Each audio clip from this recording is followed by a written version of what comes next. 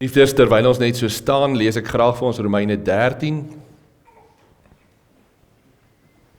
Wees aan niemand iets skuldig nie, behalwe om mekaar lief te hê. Want hy wat 'n ander lief het, het die wet vervul. Want dit, jy mag nie egbreek nie, jy mag nie doodslaan nie, jy mag nie steel nie, jy mag geen valse getuienis gee nie, jy mag nie begeer nie, en watter ander gebod ook al, word in hierdie woord saamgevat. Jy moet jou naaste lief hê, soos jouself. Die liefde doen die naaste geen kwaad nie. Daarom is die liefde die vervulling van die wet. Ons wonderlike Vader, dankie vir u groot genade dat u ons kom leer het wat is liefde. Dankie Vader vir die onbeskryflike goedheid dat u in die liefde vlees geword het en onder ons verskyn het om ons lewend te maak, om vir ons te wys wat is daardie liefde. En Vader, wanneer ons daarna kyk, dan is daar een gebod, een gebed in ons harte. Wil u ons werklik ook leer elke dag wat is liefde? 'n liefde wat vergewe, 'n liefde wat verdra, 'n liefde wat in goedheid optree, 'n liefde wat in sagtheid handel, 'n liefde wat vrug dra van barmhartigheid. Vader Jahwe, sodat u waaragtig in ons lewens verheerlik kan word. En ook wanneer ons so saamkom, is dit ons gebed, leer ons, onderrig ons en word verheerlik in ons samesyn ook hier vanmôre. In Yeshua se naam bid ons dit. Amen. U kan gerus sit, hartlike goeiemôre geliefdes, eerstens hier by u in Vryheid, wat 'n lekkerte om weer by u te kuier, en dan vir elkeen wat by ons inskakel. Geliefdes, die tema van vanmôre se boodskap is die fokus van die evangelie, die fokus van die evangelie, en vir ons teksgedeelte, kom ons gaan na Genesis 3 toe. Genesis 3 vers 15 vorm ons teksgedeelte.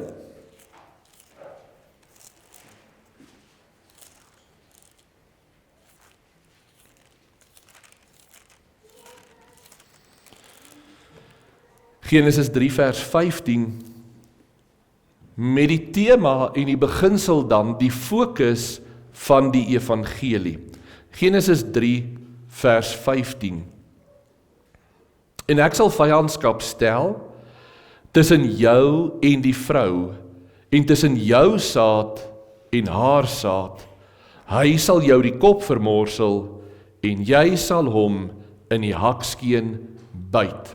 Hierdie wonderlike profesie aan die een kant van die Satan wat Yeshua aan die hakskeen sal byt, maar die belofte van Yeshua wat in daai proses hom die kop sal vermorsel. En kom ons blaai dan saam na Genesis 22 toe. Genesis 22.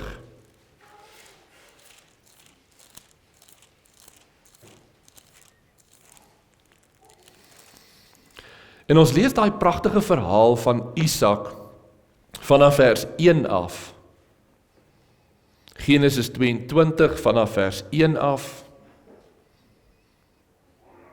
Na hierdie dinge het Elohim Abraham op die proef gestel en aan hom gesê, Abraham, en hy antwoord, hier is ek.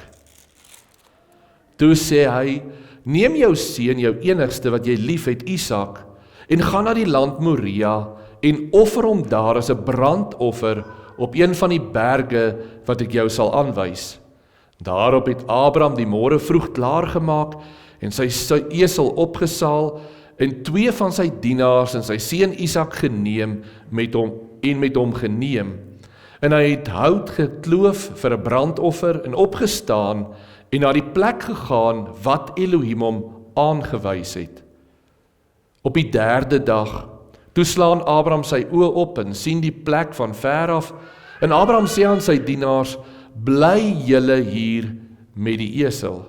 Ek en die seun wil daarheen gaan om te aanbid en dan na julle terugkom. En Abraham het die hout vir die brandoffer geneem en het op sy seun Isak gesit en die vuur en die mes in sy hand geneem, so het hulle 2 dan saam geloop. Toe spreek Isak met sy vader Abraham en sê, my vader, en hy antwoord, hier is ek my seun. En hy sê, Hier is die vuur en die hout, maar waar is die lam vir die brandoffer? En Abraham antwoord, Elohim het sal vir homself 'n lam vir die brandoffer voorsien, my seun. So het hulle twee dan saamgeloop. Toe hulle kom op die plek wat Elohim hom aangewys het, het Abraham daar die altaar gebou en die hout reggelê. Daarna het hy sy seun Isak gebind en hom op die altaar bo op die hout gesit. Toe steek Abraham sy hand uit en neem die mes in sy seun om sy seun te slag. Maar die engel van Jahwe het na hom van die hemel af geroep en gesê, Abraham, Abraham. En hy antwoord, hier is ek. En hy sê, moenie jou hand na die seun uitsteek nie, en doen hom niks nie, want nou weet ek dat jy Elohim vrees, en jou seun jou enigste van my nie teruggehou het nie. En toe Abraham sy oë opslaan, sien hy met een se ram, wat agter in die bos met sy horings vasgeraak het. En Abraham het gegaan en die ram geneem, en dit as brandoffer in die plek van sy seun geoffer. En nou die belangrike, en Abraham het die plek genoem, Jahwe sal voorsien, sodat vandag nog gesê word, op die berg van Jahwe sal dit voorsien word. Tot sover lees ons saam. En net vir die interessantheid, daai pragtige belofte in Genesis 3, van dat hierdie saad van die vrou, Yeshua, sal gebore word, en hy sal hierdie kop van die slang vermorsel, en hier wonderlike profesie van Abraham wat sy seun moet gaan offer, wat hierdie profetiese beeld word van Yeshua wat geoffer gaan word, en dan is dit so mooi, hy is uit vers 14, op die berg van Jahwe sal dit wees, Jahwe Jire, Jahwe sal voorsien op sy berg, en hoe volmaak het Jahwe nie op die tempelberg van Sion voorsien, dat Yeshua daar gevloekpaal word vir elkeen van ons nie. En daarom, met dit as kernbeginsel, wil ek graag die volgende stel as 'n baie belangrike beginsel. Een van die grootste gevare vir gelowiges is wanneer die onbegryplike verhaal van Yeshua se vleeswording, se sterfte en opstanding, wanneer hierdie kragtige boodskap, die kern van die evangelie, wanneer dit iets word wat 'n vaal herinnering in 'n gelowige se lewe is, iets wat ons weet, iets waarvan ons oortuig is, iets wat ons dalk ken, maar is iets wat nie 'n lewende krag elke oomblik in 'n gelowige se lewe is nie. En ek wil regtig klem lê vanmôre daarop, die hele evangelie is hierdie boodskap. Die vleeswording van Jahwe, sy sterfte en sy opstanding vir jou en vir my. En dit is 'n relevante beginsel elke dag in my lewe. Nie net iets wat gebeur het in die verlede nie. Die van julle wat vinnig wil saamblaai is baie, baie welkom. Johannes 1 vers 14, anders kan jy maar net luister. Johannes 1 vers 14, die vleeswording van Yeshua, en die woord het vlees geword en het onder ons gewoon, en ons het sy heerlikheid aanskou. Hebreërs 2 vers 14, aangesien die kinders vlees en bloed deelagtig is, het hy dit ook op dieselfde manier deelagtig geword. En hierdie ontsaglike beskrywing van Jahwe wat vlees word, wat van al sy heerlikheid hom ontklee om te kom in die nietige vorm van menswees in vlees. 1 Timoteus 3 vers 16. En onteensegtelik die verborgenheid van die godsaligheid is groot. God is geopenbaar in die vlees. Dis onbeskryflik, dis onbegryplik dat hierdie godsaligheid word geopenbaar, dat Jahwe vlees word. Filippense 2 vers 6, hy wat in die gestalte van Elohim was, het dit geen roof geag, vers 7, het die gestalte van 'n dienskneg aangeneem, vers 8, in die gedaante van 'n mens, het Jahwe verskyn. Die tweede beginsel, het hy gesterf aan die vloekpaal, Ons lees Jesaja 53 vers 3, hy was verag deur die mense en verlaat. Selfs sy eie disippels, die apostels, wat saam met hom gewandel het vir 3,5 jaar, wat gesê het, meester, ons sal saam met u sterf, daardie oomblik toe hy gevange geneem word, hardloop hulle almal in vrees weg. Hy was verag en deur die mense verlaat.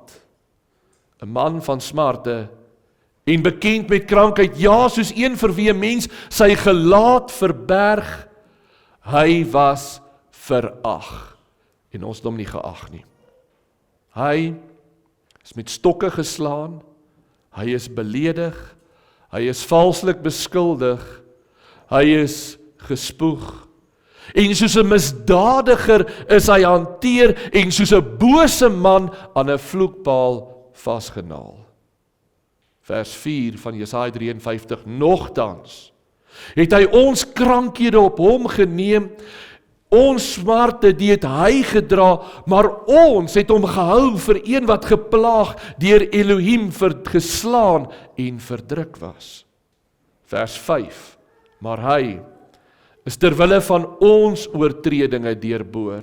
Terwille van ons ongeregtighede is hy verbrysel en die straf wat vir ons vrede aanbring was op hom. En dan die derde punt, hy het opgestaan. Vir 3 dae is daar daai onsekerheid, die Emmausgangers, die volgelinge van Yeshua, wat in onsekerheid staan en sê, was ons harte nie verwagtend vir wat gaan gebeur, en nou is dit al die 3de dag en hy is dood nie? 1 Korinte 15 vers 3, want in die eerste plek het ek aan julle oorgelewer wat ek ook ontvang het, dat Messia vir ons sondes gesterf het volgens die skrifte, en dat hy begrawe is, en dat hy op die 3de dag opgewek is volgens die skrifte. En hy het opgestaan en hy het verskyn aan Petrus, hy het verskyn aan die 12, hy het verskyn aan 500 broers gelyk wat bymekaar was, daarna weer aan Jakobus en aan die apostels. Sodat hulle almal kan getuig, hy leef.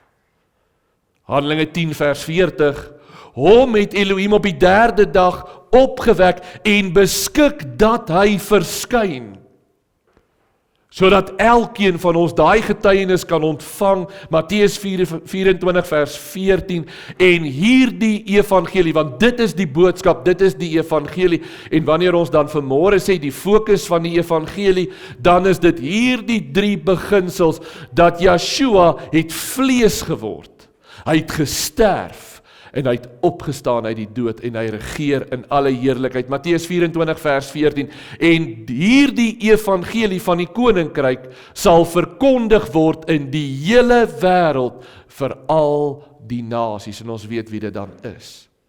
Geliefdes, en vir 'n oomblik vanmôre wil ek, juis omdat ons die wonderlike voorreg het om ook saam nagmaal te gebruik, hierdie teken van die vernuwe verbond, die bloed en die liggaam van Yeshua, moet ons geliefdes herinner word, dat die kern van die evangelie is die vleeswording, die sterfte en die opstanding en die leef van Yeshua.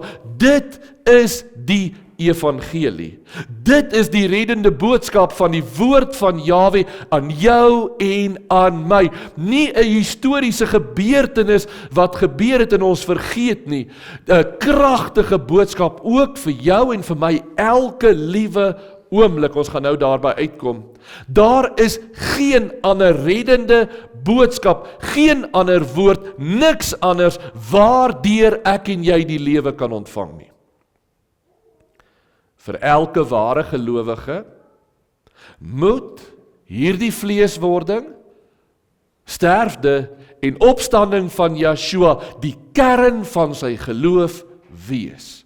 Die belangrikste. En daarom vir elke ware gelowige moet dit altyd kosbaar bly. Moet dit altyd nuut, altyd vars, altyd van toepassing, altyd 'n werklikheid in my lewe bly. Dat ek en jy regtig kan getuig, dat ook Jahwe se vleeswording 2000 jaar terug, sy sterfte en sy opstanding, nou vir my hoop, krag, genade en oorwinning gee, omdat ek in hom leef. Want die oomblik, en hierdie is so belangrik, die oomblik wanneer ek van die kern van die evangelie af wegdraai, hier die boodskap, Jahwe wat vlees word, wat sterf, wat opstaan, wanneer ek wegkyk daarvan af, en ek stap weg, dan gaan ek verval in dwalinge, soos dinge wat sê, dat ons word gered deur ons eie vlees, en ons besluite, en ons werk, en ons handelinge, en alles wat ek en jy doen. Geliefdes, Romeine 7 vers 18 sê, die kontras met daardie gebeurtenis is, ek weet dat in my, dit wil sê in my vlees, daar niks goeds is nie. En dat dit net was, Yeshua wat gesterf het, en in sy sterfte en opstanding, vir jou en vir my die wedergeboorte gegee het, om sy gees in ons harte uit te stort, wat roep tot ons gees, want in jou en my is daar niks goeds in onsself nie. Hy is die goeie wat in ons uitgestort word en wat lewe wek en wat ons lewend maak. Dis Jahwe wat ons deur sy gees vernuwe deur die wedergeboorte en ons lewend maak om waaragtig te kan vrug dra. Daarom is hy die een wat red en ek wil daarom vir jou elkeen nou persoonlik vra. Hoekom word jy gered? Ek wil hê elkeen moet 'n antwoord hê, daar waar jy sit. Hoekom word jy gered? In een sinnetjie. Die oomblik wanneer die woordjie ek in daai sin voorkom, verstaan jy nog die redding nie, en ek sê dit met groot liefde. Want ek glo, want ek het Jahwe gekies, want ek doen goeie werke, want ek is 'n kind van Jahwe, want ek, dan is die hele kern evangelie mis jy. Want die evangelie is Jahwe red, Jahwe maak lewend, Jahwe maak nuut. En daarom Romeine 3 vers 24, deur sy genade sonder verdienste word ons geregverdig deur die verlossing wat in Yeshua Messias, die uitverkore Israeliet, die uitverkore kind van Jahwe, word gered alleenlik deur Jahwe se handeling in sy lewe, wat sy lewe omdop, omdraai en omroep en omtrek, sodat ek en jy in gehoorsaamheid Jahwe kan dien. Dit is hy wat vlees geword het. Dit is hy wat gesterf het, dit is hy wat opgestaan het, en dit is hy wat daardie opstandingskrag in jou en my lewe fundeer, wanneer hy ons roep, wanneer hy ons trek, wanneer hy ons sy gees skenk om ons te vorm, wanneer hy elke dag ons die krag gee om te volhard, wanneer hy elke oomblik in ons werk. En geliefdes, dis die kern van die evangelie. Elke gelowige moet kan opkyk na Jahwe en sê, Vader, ek is so diep bewus van my eie swakheid, maar dankie dat U in my werk. Dankie dat U nooit prys gee nie. Dankie dat U besig is met my. En daarom die antwoord op so 'n vraag is, omdat hy my red. Omdat hy met my werk. Omdat hy my verander. Die noodsaaklikheid om die werk van Yeshua aan die vloekpaal te getuig, te glo en te bely, ook nou in my lewe, deurdat toe Yeshua opgestaan het, het hy die dood ook in my lewe oorwin, deurdat hy my sonde aan die vloekpaal vasgenaal het. En daarom in hom is ek vlekkeloos onberispelik. In hom kan ek opnuut tot Jahwe nader. In hom is ek gewederbaar. Die oomblik wanneer ek die werk van Yeshua aan die vloekpaal begin vergeet, gaan ek vasgevang word in myself. Kort voor lank skuif die fokus van die werk van Jahwe na my werke. En ek wil dit so beklemtoon, waar is jou en my as gelowiges se fokus? Op die werk van Jahwe en Jahwe se werk in jou en my lewe. Maar die oomblik wanneer ons dit verskuif weg van die werk van Jahwe af, dan word dit my en jou werke. Geliefdes, daar is net een wat redding werk en dis Jahwe self. En daarom is ons fokus absoluut op hom. Ek wil dit net illustreer, en ek weet daar's baie meer daarin, maar ek wil hierdie eenvoudige beginsel met julle deel. Iemand het dit so mooi gestel al in die verlede, en ek wil dit tog met julle deel, en dis nou net spreekwoordelik, so wees so 'n bietjie geduldig met my vir 'n oomblik. Wanneer daardie man, wat aan die vloekpaal langs Yeshua gehang het, en wat daar uitgespreek het en gesê, moenie hom vloek nie, want ons ontvang 'n regverdige straf, maar hy ontvang iets wat hy onskuldig is. Kan julle onthou wat sê Yeshua vir daardie man? Vandag sal jy saam met my in die paradys wees. En hierdie is nou net 'n verhaaltjie so, dis nie waarheid nie, is net 'n verhaal. Maar vir 'n oomblik wil ek julle saamvat waar hy, in die verhaal waar hy daar by die poorte, as ek dit spreekwoordelik kan sê, aankom. En waar iemand wat hom ontmoet vir hom vra, maar hoekom is jy hier? Is dit omdat jy alles gedoen het wat in die wet gestaan het? Wat is daai man se antwoord? Nee. Is dit omdat jy al die leer, al die beginsels van die woord ken? Nee. Is dit omdat jy alles reg gedoen het en jy teksverse kan resiteer en al hierdie dinge, dan is die oorweldige antwoord nee. Ken jy die leer van die regverdigmaking? Nee. Ken jy die proses van heiligmaking? Nee. Ken jy die profete? Nee. Ken jy enigiets? Amper niks. Hoekom is jy hier? Want hy het so gesê. Yeshua was die een wat spreek en daar's lewe. En hierdie kosbaarhede van die woord is wonderlik en ons moet dit leer en dis 'n kosbaarheid vir ons as gelowiges wat die tyd gegee word om in te delf in die woord en 'n liefde te hê vir die woord en die kosbare waarhede wat Jahwe vir ons breek. Dis so wonderlik, maar daar is een wat red. En dis Yeshua. Nie kennis nie, nie woorde nie, niks nie. 'n lewende verhouding in die bewustheid dat hy vir my gesterf het, vir my opgestaan het en vir my lewe. Hy is die kern van alles. Om die woord te leer en die woord te ken is kosbaar. Maar so baie verruil gelowiges, die fokus en die kern van die evangelie vir kennis. So maklik gebeur dit, dat ons so besig is met allerhande ander dinge, behalwe die opgestane heiland wat in my lewe. En ons maak van die wet en die profete, en wat dit ook al mag wees in die Bybel, maak ons dikwels afgode, wanneer ons dit diskonnekteer van Yeshua. Wanneer ek een of twee dinge uithaal, los van Yeshua, dan is ek besig om dit alles te mis. Ons verhef baie keer, gelowiges doen daardie gevaar. Die wonderlike waarhede van die woord, vir die waarheid, naamlik Yeshua.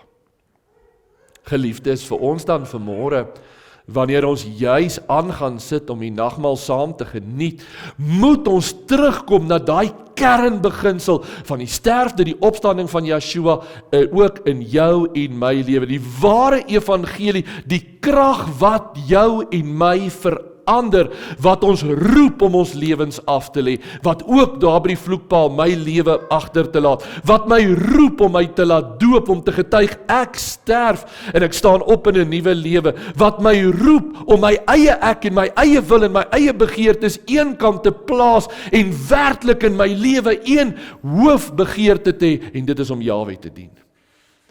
Weens die werk wat hy in my gedoen het. Geliefdes, die krag van die evangelie is 'n krag wat gestalte kry in jou en my lewe. Wanneer ek en jy ook in elke dag se lewe te doen kry met omstandighede wat moeilik is. Wanneer ons te doen kry met dinge wat nie altyd lekker is nie, dan is daar die besef dat te midde van hierdie beproewinge, hierdie benoudhede, al hierdie dinge, en dan dink ons terug. Wat was jou en my toestand voordat Yeshua gekom het? Wat was jou en my verwagting voordat Yeshua gekom het? Ons was verlore, verworpe, verdoem. En hierdie handeling van Yeshua, en bly vir 'n oomblik by my, in daai toestand van verdoemenis het ek en jy geen hoop, geen verwagting gehad nie. En tog is Jahwe die een wat uit daai toestand waarin ek en jy was, kom word hy vlees, sodat hy daai toestand kan sterf en kan lewend word, om daai toestand in jou en my lewe om te keer, van dood en verdoemenis tot die ewige lewe. As Jahwe in daai opsig so wonderlik vir my en vir jou voorsien het, hoeveel te meer nie in die geringe uitdaging waarin jy en ek kom nie. Ek wil van die laaste uitdaging in die afgelope maand, jou die grootste probleem, die afgelope maand. Wat dit ook al mag wees, hou dit vir 'n oomblik vas, dink gou vinnig. Wat was jou grootste probleem? Vir die kinders was dit dalk 'n toets, vir die ouer mense was dit dalk 'n bietjie groter probleem, maar vat daai probleem, jou grootste probleem in die afgelope maand, en vergelyk dit met die ewige verdoemenis wat ek en jy moes beerwe het. Was Jahwe getrou om ons daaruit te red? Hoeveel te meer hou hy jou en my nie vas te midde van hierdie geringe, nietige uitdaging. En ek weet, ek wil nie jou probleme verklein nie, maar ek dink jy sal saamstem, as jy dink aan hierdie probleme, jy dink aan 'n ewige verdoemenis, dan is daar nie 'n vergelyking nie. En dit voel dalk asof hierdie uitdaging vir jou so groot is, en dis daai oomblik wanneer ek en jy die kern van die evangelie moet vashou, en moet sê, maar Jahwe was die een wat my gered het uit hierdie ontsaglike omstandighede, sonder verdienste, en ek wil regtig vanmôre vir jou vra, het ek en jy iets gedoen dat Jahwe dit doen? Ons het niks gedoen nie. Dit was genade. As hy so getrou was toe, hoe getrou is hy nie elke dag in jou en my lewe nie? Ek wil daarom vra, as ons dan mekaar herinner vanmôre om die kern van die evangelie te onthou, onthou dit. Wanneer jy jou uitdaging sien, wanneer jy die muur voor jou, die storm om jou sien, dink aan sy getrouheid waarin hy was, dat dit 'n lewende krag is wat jou maak dat jy vandag op Jahwe vertrou. Wanneer ander jou vervolg, wanneer ander jou te nakom, wanneer ander jou skade doen, wanneer jy wonder en jy worstel met hierdie ding, dan onthou jy, maar hy was ook vervolg, hy was ook benadeel, hy was ook gevloek en ook geskel en alles ter wille van my en jou. Maar hy was getrou, en daarom kan ek en jy daai spore van geregtigheid, ons beklei nie terug nie. Ons sê nie terug sleg nie, ons vloek nie terug nie, ons veroordeel nie terug nie. Ek en jy volg daai spore van geregtigheid wat hy vir ons gelê het, want hy was getrou, en omdat hy getrou was, het Jahwe vir hom gesê, kom sit aan my regterhand, tot ek jou vyande gemaak het die voetbank van jou voete. Jahwe is die een wat hulle wat onreg doen, wat hulle vergryp aan Jahwe en sy kinders, hy is die een wat hom wreek. En voor ek verder gaan, wil ek vir 'n oomblik sê, baie keer is daar 'n misverstand, baie keer is daar 'n konflik tussen ons as mense. Doen ek en jy soms ander mense skade? Baie keer. En daarom het ek en jy ook genade nodig. Wanneer ons worstel met sonde, dan kan ons daai onthou, dat my en jou sonde, selfs al doen ek dit, en dink aan die sonde waarmee jy worstel, dalk is dit skinder, dalk is dit welis, dalk is dit selfsug, dalk is dit negativiteit, wat dit ook al mag wees, dink aan dit waarin jy worstel, en onthou dit, hy het daai sonde aan die vloekpaal vasgeslaan, selfs al doen jy dit, en jy doen dit weer, en jy doen dit weer, maar jy het berou, sy genade is genoeg. As dit afgehang het van jou en my werke, was daar geen hoop nie. En daarom, geliefdes, wil ek terugkom na die kern van die boodskap toe, en ek wil vra, hoe bewus is jy elke dag van Yeshua se oorwinning vir jou en my? Hoe bewus is jy dat die God van hemel en aarde vlees geword het, gesterf het en opgestaan het vir jou? As ek en jy daardie bewustheid in onsself anker,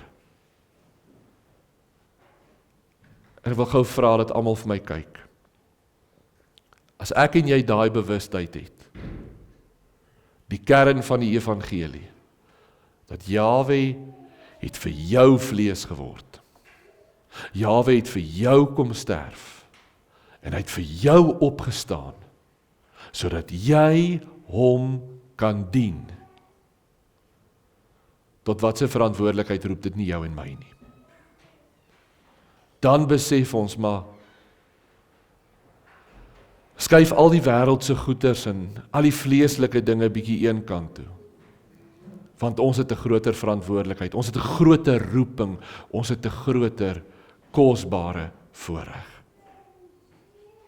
Wanneer ons vanmôre die voorreg het om hierdie brood te eet en hierdie druiwesap te drink, laat dit ons roep dat hierdie offer was vir my en vir jou om ons lewend te maak, om ons nuut te maak, om ons in te bring tot 'n lewende verhouding met Vader Jaweh, sodat ek en jy waaragtig in 'n opstandingslewe met Jaweh kan wandel. En weet jy wat is die kosbaarheid daarvan? Hierdie verbondsbeloftes wat Jaweh vir ons gegee het. Kom ons blaai gou saam daar na Esegiel 36 toe. Esegiel 36.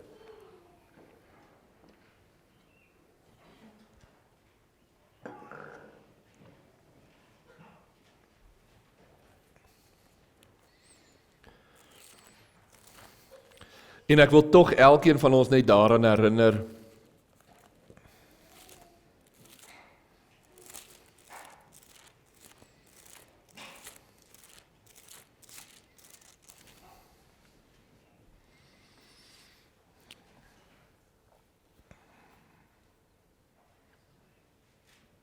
vers 24. Kom ons lees vers 23 ook saam. En ek sal my groote naam heilig, wat onder die nasies ontheilig is, wat julle onder hulle ontheilig het, en die nasie sal weet dat ek Jaweh is, spreek Jaweh, as ek my in julle voor hulle oë as die heilige laat ken. Geliefdes, ek wil gou vir 'n oomblik hê, jy moet net mooi volg, want hierdie is die belofte van die nuwe verbond. Wat sê Jaweh? Wat het julle so ver gedoen, Israel? Wat was die een ding wat julle gedoen het om my naam te ontheilig? Wat gaan ek nou doen? Ek gaan intree, ek gaan my naam heilig. En wat was daai eerste stap van Jaweh om dit te doen? Toe hy in vlees geword het, gesterf het en opgestaan het, sodat elkeen van ons versamel kan word uit die nasies, bymekaar gebring word, ter wille van sy naam, vers 23, en ek sal my groote naam heilig, wat onder die nasies ontheilig is, en wat julle onder hulle ontheilig het, en die nasie sal weet dat ek Jaweh is, spreek Jaweh, en ek sal my in julle voor hulle oë as die heilige laat ken. Geliefdes, ek wil hê jy moet besef, wie werk hierso? Jaweh, vers 24, en ek sal julle uit die nasies gaan haal en julle uit die lande met mekaar laat kom, en ek sal julle in julle land bring, dan sal ek skoon water op julle giet, sodat julle rein kan word van al julle onreine en van julle drekgode sal ek julle reinig, en ek sal julle 'n nuwe hart gee en 'n nuwe gees in julle binneste gee, en ek sal die hart van klip uit julle vlees wegneem en hart van vlees gee, en ek sal my gees in julle binneste gee, en sal maak dat julle in my insettinge wandel, en my verordeninge hou en doen, en julle sal woon in die land. En ek wil daarmee saamvat, en ek wil, wie is die een wat handel? Jaweh. Wie is die een wat vandag in jou en my handel? Hy. Voor jy probeer om enigiets te doen, word oortuig van die werk van Jaweh in jou lewe. Voor jy Jaweh probeer dien, voor jy probeer sonde oorwin, voor jy enigiets in jou geestelike lewe doen, word bewus van die werk van Jaweh in Yeshua en vandag in jou lewe. Hy roep, hy trek, hy oortuig, hy vorm. En as jy dit in jou lewe geïdentifiseer het, volg dit. Wees gehoorsaam daaraan. En hy is die een wat vir my en vir jou vorm na sy welbehae. Is ons partykeer haastig? Ja. Partykeer is ons so bietjie haastig. Wees geduldig, wag op Jaweh. Ons wil direk alles leer, ons wil direk alles weet, ons wil nie, julle kan nou die oggendstilte tye oor die geloof, ons wil vinnig groei, ons wil uitkom. Jaweh het sy tyd, sy pad met elkeen van ons. En ek wil daarom vra, laat ek en jy elke tree getrou wees. Kyk na die werk van Jahwe in jou lewe. Koester dit, soek dit. As jy vanmôre hier sit en jy weet dalk nie, jy voel dalk maar Jahwe werk nie in jou lewe nie, gaan word stil, gaan vat hierdie woord en gaan begin dit lees en gaan lees van daardie, lees dan Matteus Evangelie, lees die Johannes Evangelie en begin by daai wonderwerkende handeling van Jahwe vir jou en my om ons lewend te kan maak in Yeshua. En dan kyk jy na jou elke dag se lewe en jy ervaar Jahwe se genade te midde van uitdagings, te midde van tekortkominge. Sy werk in jou en my lewe. Geliefdes, ek sluit af. Die kern en die fokus van die evangelie moet 'n krag wees nou in jou en my lewe, in elke situasie, in elke uitdaging. En wat is daai 3 stappe? Jahwe het vlees geword. Hy het gesterf vir my en vir jou en hy het opgestaan sodat ek en jy kan leef. Kom ons staan, dan bid ons saam.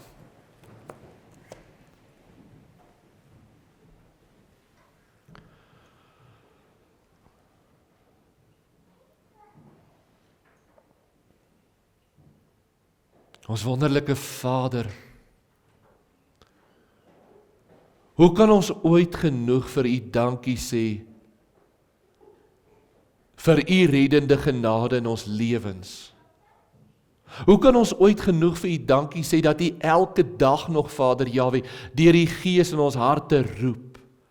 Hoe kan ons ooit U, Vader, daar is niks wat ons kan teruggee, want selfs ons lewens behoort aan U, maar ons kan net vanmôre vir U sê dankie. Dankie dat U so getrou is, selfs wanneer ons soms afdwaal, selfs wanneer ons deur die verleiding van hierdie wêreld en die begeerte van die vlees soms mislei word. Vader, dankie dat U die een is wat die werk wat Yeshua begin het, toe hy vlees geword het, gesterf het en opgestaan het, dat daardie werk om ons lewend te maak en te red, dat U daardie werk voorsit, al is dit iemand wat op ons pad kom, al is dit iewers wat iets gebeur, wat U ons herinner, wat U ons roep, wat U ons trek, U Gees wat ons oortuig van sonde, U Heilige Gees wat ons roep tot kunskap, omstandighede, ander om ons. Vader, dankie vir U werk in ons lewens, dat ons vanmôre kan getuig, Vader, ons dien U, omdat U vir ons onuitspreeklik goed is. En ons bely en ons erken, ons dien U nie uit ons eie krag nie. Ons dien U, omdat U in ons werk, omdat U ons red. Ons Vader word dan verheerlik ook in hierdie belydenis, in ons erkenning. Aan U kom toe al die lof, al die eer en al die heerlikheid, tot in alle ewigheid. Halleluja. Amen. Kom ons hef ons hande op en ons ontvang die seën van ons Vader. Jahwe sal ons seën en ons behoed. Jahwe sal sy aangesig oor ons laat skyn en ons genadig wees. Jahwe sal sy aangesig oor ons verhef en aan ons sy vrede gee. Amen. Vir die van u wat ingeskakel het, baie seën, baie sterkte vir die dag verder, vir die week wat voorlê. Onthou vanaand en 'n geseënde week aan een en elkeen. Baie dankie.